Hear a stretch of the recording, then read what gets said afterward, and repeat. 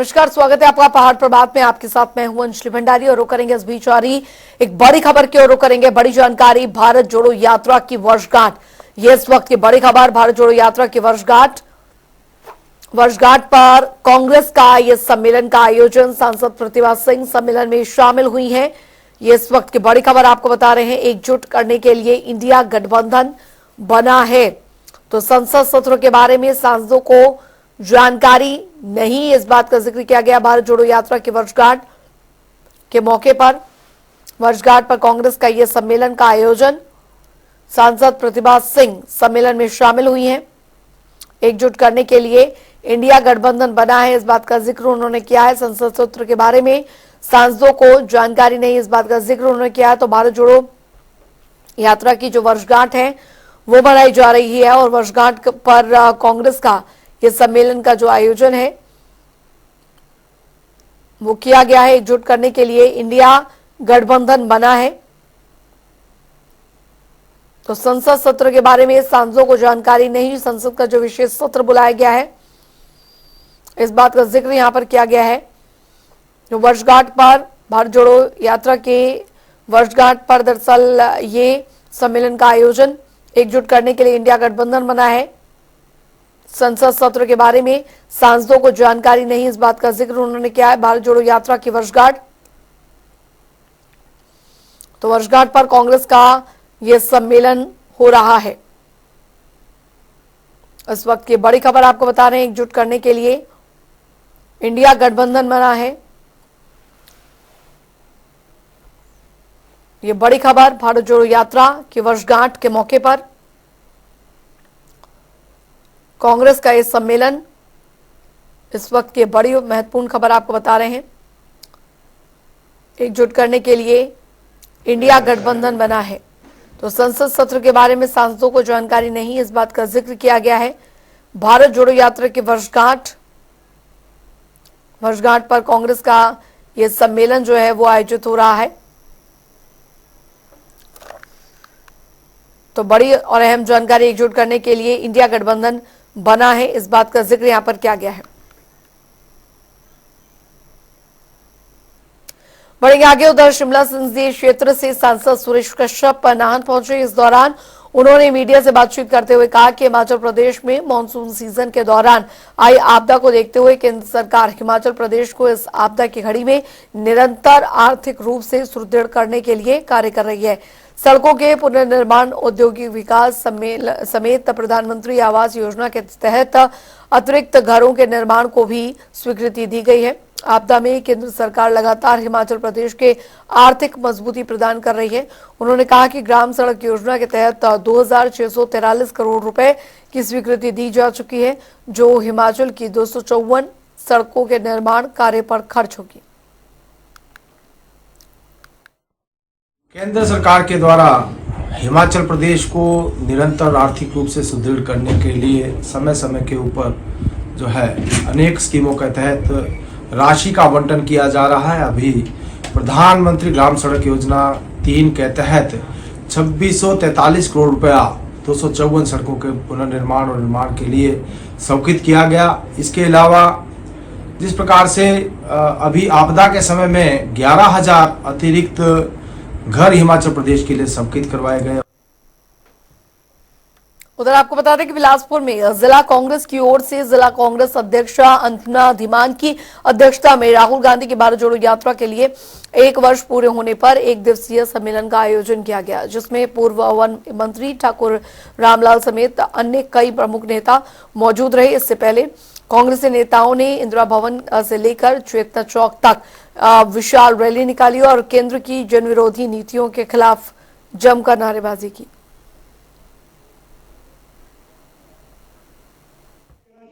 Last election होगा ये, जैसे पार्लियामेंट का इलेक्शन के पहले इन्होंने सेशन बुला रखा है, उसमें मैं कहना चाहूंगा अगर ये सारी चली और कोर्ट ने डंडा अगर नहीं बताया तो मैं कहूंगा हिंदुस्तान के प्रजातंत्र को खत्म कर देंगे। इसलिए आज मैं कहना चाहता हूं आने वाले चुनाव हमारे लिए और भी ज्यादा महत्वपूर्ण हैं। ये सबको मेरा निवेदन ये है कि राहुल गांधी जी ने जो अपना मैं कहूंगा कि जो बलिदान दिया है इस भारतवर्ष के लिए, जो राहुल गांधी जी ने इतना मैं कहूंगा कि एक किनारे से चल के दूसरे किनारे तक अभी खत्म नहीं हुआ। आज हम वर्षगांठ मना रहे हैं, लेकिन अभी दूसरा दौर और चलने वाला है, जिसमें राहुल गांधी जी और कांग्रेस पार्टी सारा जगह जगह जाके ये जो सरकार है इसके सारे पोल खोलने वाली है। और शुरू करेंगे एक बड़ी खबर की ओर, बड़ी जानकारी आ रही है वो आपको बता दें। तो बड़ी खबर, दिल्ली मंडी नहीं आएगा हिमाचल का सेब, ये बड़ी जानकारी आ रही है। 10 सितंबर तक सेबों के लाने पर रोक लगा दी गई है। G20 सम्मेलन के चलते ये फैसला लिया गया है। तो बागवानों ने दूसरी मंडियों का रुख कर लिया। इस बीच दिल्ली मंडी नहीं आएगा इन 3 दिनों में हिमाचल का सेब, और इसी के चलते बागवानों ने दूसरी मंडियों का रुख कर लिया है। G20 सम्मेलन के चलते ये फैसला लिया गया है। तमाम जो बॉर्डर एरिया है वो बंद किए गए हैं। बागवानों ने दूसरी मंडियों का रुख कर लिया है। दिल्ली मंडी नहीं आएगा हिमाचल का सेब। तो G20 सम्मेलन के चलते यह अहम फैसला लिया गया। बागवानों ने दूसरी मंडियों का रुख कर लिया है। इस बीच बड़ी खबर, दिल्ली मंडी नहीं आएगा हिमाचल का सेब, 10 सितंबर तक सेबों के लाने पर रोक रहेगी। तो G20 सम्मेलन के चलते ये अहम फैसला लिया गया है, इसलिए बागवानों ने दूसरी मंडियों का रुख करना शुरू कर दिया है।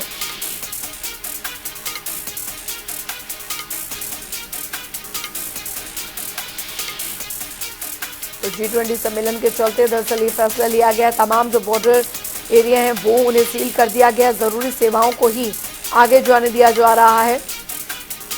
तो दिल्ली मंडी नहीं आएगा हिमाचल प्रदेश का सेब, और यही वजह है कि बागवानों ने अब दूसरी मंडियों का रुख करना शुरू कर दिया है। ये बड़ी और महत्वपूर्ण खबर, दिल्ली मंडी नहीं आएगा हिमाचल का सेब, ये बड़ी खबर आ रही है। 10 सितंबर तक सेबों के लाने पर रोक लगा दी गई है पूरी तरीके से। बड़ी और महत्वपूर्ण जानकारी आपको बता रहे हैं। बागवानों ने दूसरी मंडियों का रुख करना शुरू कर दिया है। तो 10 सितंबर तक सेबों के आने पर रोक रहेगी। G20 सम्मेलन के चलते ये महत्वपूर्ण फैसला लिया गया है। इस वक्त की बड़ी खबर, दिल्ली मंडी जो हिमाचल का सेब है वो नहीं आ सकेगा। G20 समिट के चलते ये फैसला लिया गया है। रॉबिन शर्मा संवाददाता हमारे साथ जुड़ गए हैं ज्यादा जानकारी के साथ। रॉबिन, G20 को लेकर फिलहाल दिल्ली के तमाम बॉर्डर्स तो सील है, अब ऐसे में हिमाचल प्रदेश का जो सेब है वो इन 3 दिनों में दिल्ली तो नहीं आ सकेगा, लेकिन अब बागवानों ने दूसरी मंडियों का रुख जरूर कर लिया है। जी बिल्कुल अंजलि, देखिए जब से G20 सम्मेलन को लेकर दिल्ली में चर्चा हुई है, उसके बाद से लगातार प्रदेश में भी इसको असर जो है विभिन्न विभागों में देखने को मिल रहा है। जहां एक और जो पर्यटन बाजार है उसकी उम्मीद जगी है इसके चलते, क्योंकि छुट्टियां हैं पूरे दिल्ली में G20 सम्मेलन के चलते, तो वहीं सेब बागवानी के लिए एक थोड़ी सी परेशानी इसने बढ़ा दी है। अब इसके बाद जो हिमाचल प्रदेश में सेब बागवान है, या वो तो अलग जो मंडियां हैं दूसरे क्षेत्रों की मंडियां, यहाँ तो उनका दौरा कर रहे हैं, या फिर कुछ बागवानों ने तो सेब तुड़ान भी रोक दिया है ऐसे में, क्योंकि अब जो अगले 3 दिन तक यानी कि 10 तारीख तक दिल्ली जो है वो सेब नहीं जा पाएगा। खैर इसके चलते अब बागवान या तो अल्टरनेट जो है रास्ते वो देख रहे हैं, या कुछ बागवानों का ये भी है कि उन्होंने अभी फिलहाल जो है सेब तुड़ान रोक दिया है, ताकि 10 सितंबर के बाद जब एक बार फिर बाजार खुले दिल्ली में तो वो अपना सेब वहां पर पहुंचा सके। वहीं इसी बीच सेब जहां बागवानों के लिए एक समस्या ये है कि अभी सेब मंडी तक पहुंचाना एक बड़ी मुश्किल है, तो वहीं दूसरी ओर सेब को लेकर प्रदेश में इस वक्त जो है जो राजनीति है वो भी गरमाई हुई है। बीते दिनों जो एक बागवान का नाले में सेब बहाने का वीडियो बहुत वायरल हुआ, उस तरफ जो है प्रदेश में जो है राजनीति गर्म है।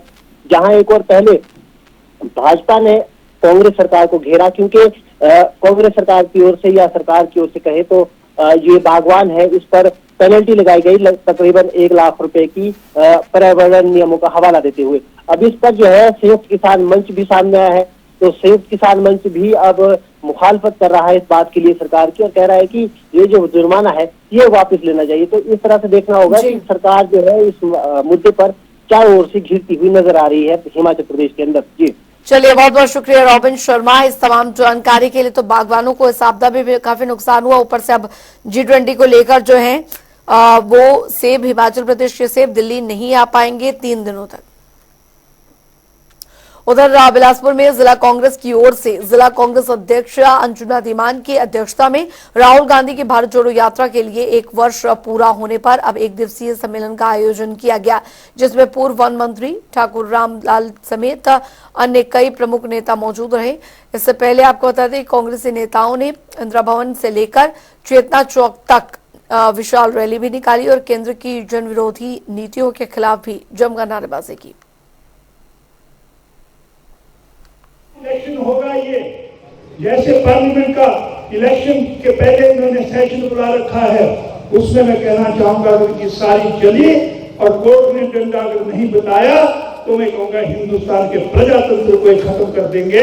इसलिए आज मैं कहना चाहता हूं, आने वाले चुनाव हमारे लिए और भी ज्यादा महत्वपूर्ण हैं। ये सबको मेरा निवेदन ये है कि राहुल गांधी जी ने जो अपना, मैं कहूंगा कि जो बलिदान दिया है इस भारतवर्ष के लिए, जो राहुल गांधी जी ने इतना, मैं कहूंगा कि एक किनारे से चल के दूसरे किनारे तक अभी खत्म नहीं हुआ। आज हम वर्षगांठ मना रहे हैं, लेकिन अभी दूसरा दौर और चलने वाला है, जिसमें राहुल गांधी जी और कांग्रेस पार्टी सारा जगह जगह जाके ये जो सरकार है उसके सारे पोल खोलने वाली है। रुक करेंगे इस बीच आ रही एक बड़ी खबर की ओर। नालागढ़ से आ रही है बड़ी और अहम जानकारी, आपको बताने जा रहे हैं।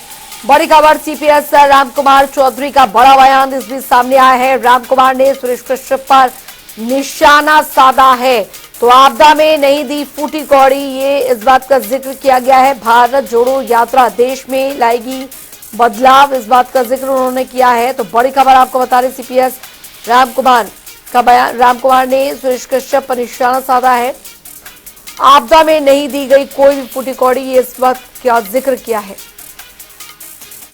स्थानीय जो मेंबर पार्लियामेंट हैं, सांसद हैं, मेरे साथी विधायक रहे हैं सुरेश कश्यप जी, मेरे को परसों में अपर एरिया से आ रहा था, मेरे को चंडी में वो मिले और मैंने उनको पूछा कि रातों को चोरों की तरह ना घूमो एमपी साहब, और आपको हिमाचल प्रदेश ने 4 एमपी जिता के भाजपा के केंद्र में भेजे हुए हैं।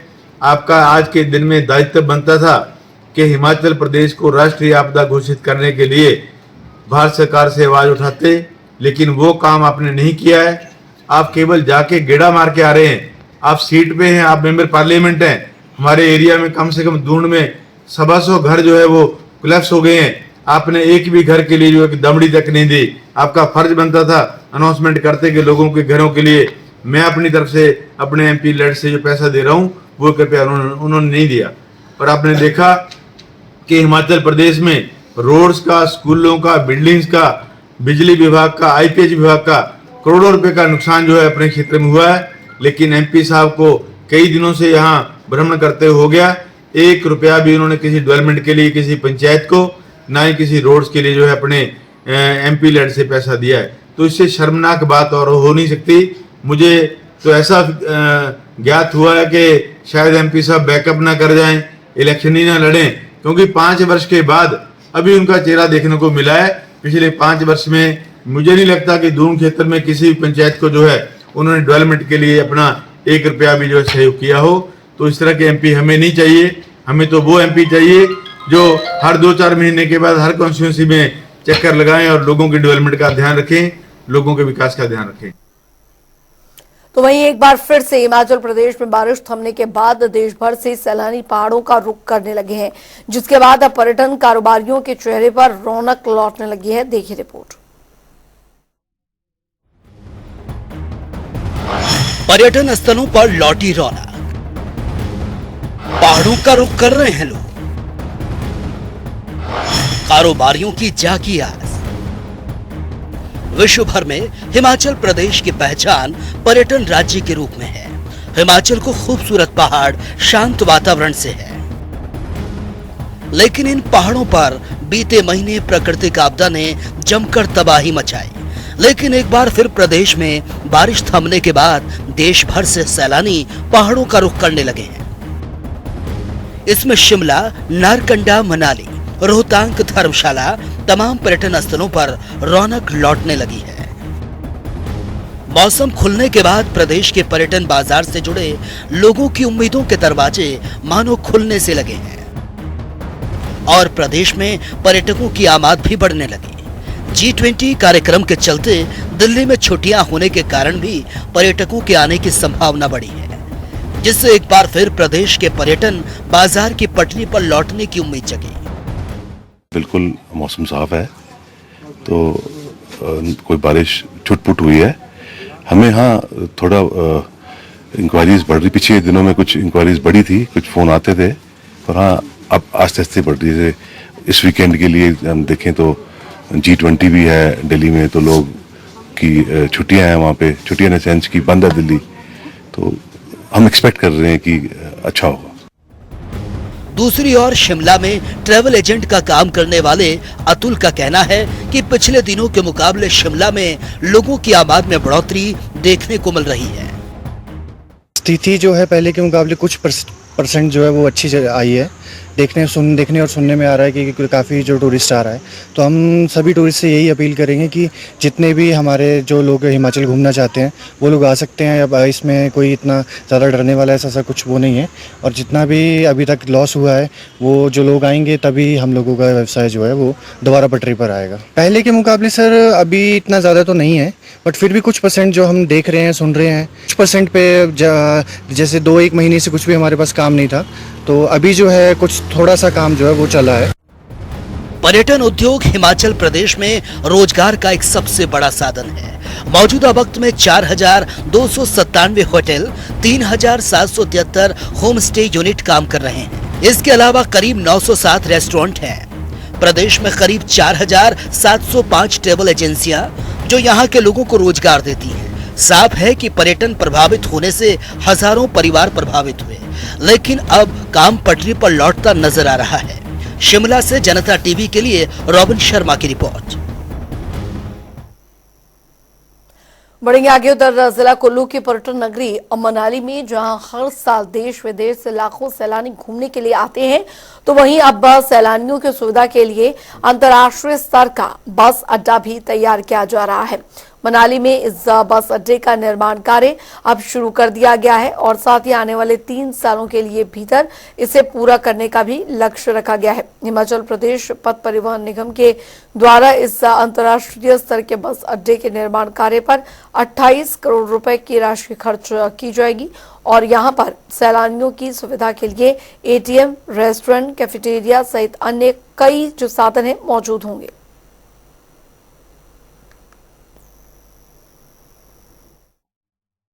मनाली में जहां हमारा बोल्बो ग्राउंड है, वहां हम लोग एक इंटरनेशनल स्तर का एक बस स्टैंड बना रहे हैं, जिसके हम लोगों ने टेंडर कर दिए हैं और इसको जो एग्जीक्यूटिंग एजेंसी है वो BSNL की सिविल विंग है, तो वही गवर्नमेंट अपने स्तर पे इसको करवा रहे हैं और गवर्नमेंट स्तर पे ही इसको टेंडर हुए थे और लोगों 24 से 28 करोड़ रुपए का प्रोजेक्ट है, जिसमें फ्लड प्रोटेक्शन वर्क पे मैक्सिमम जो उसका एक्सपेंडिचर का हेड है वो फ्लड प्रोटेक्शन वर्क है, प्लस उसमें एक बस स्टैंड बनेगा, उसमें फिर छोटी मिनी वर्कशॉप भी होगी, काफ़ी बड़ा पार्किंग स्पेस बनेगा और जहां तक बस स्टैंड की छोटा सा, क्योंकि वो NGT की गाइडलाइंस को भी ध्यान में रखना होगा इस केस में। रुक करेंगे, इस बीच आ रही एक बड़ी खबर की ओर। IIT मंडी से जुड़ी इस वक्त की बड़ी खबर आ रही है। IIT मंडी के डायरेक्टर का अजीबोगरीब बयान सामने आया है। मांस खाने की वजह से आई त्रासदी, इस बात का जिक्र किया है IIT मंडी के डायरेक्टर ने। प्रोफेसर लक्ष्मीधर का वीडियो वायरल हो रहा है। IIT मंडी के डायरेक्टर का ये अजीबोगरीब बयान कि मांस खाने की वजह से ये त्रासदी आई है। प्रोफेसर लक्ष्मीधर का वीडियो सोशल मीडिया पर वायरल हो रहा है। तो IIT मंडी के डायरेक्टर का अजीबोगरीब बयान। Himachal Pradesh will have a significant downfall if the innocent animals are not butchered. You are butchering them, innocent animals. That has a symbiotic relationship in the degradation of the environment as well, which you cannot see now, but it will have. It is having. the mass scale landslides and so many other things, cloud burst that you see again and again, these are all effect of this cruelty. चलिए इसी के साथ पहाड़ प्रभात की खबरों में अभी के लिए फिलहाल लेते हैं वक्त एक छोटे से ब्रेक का।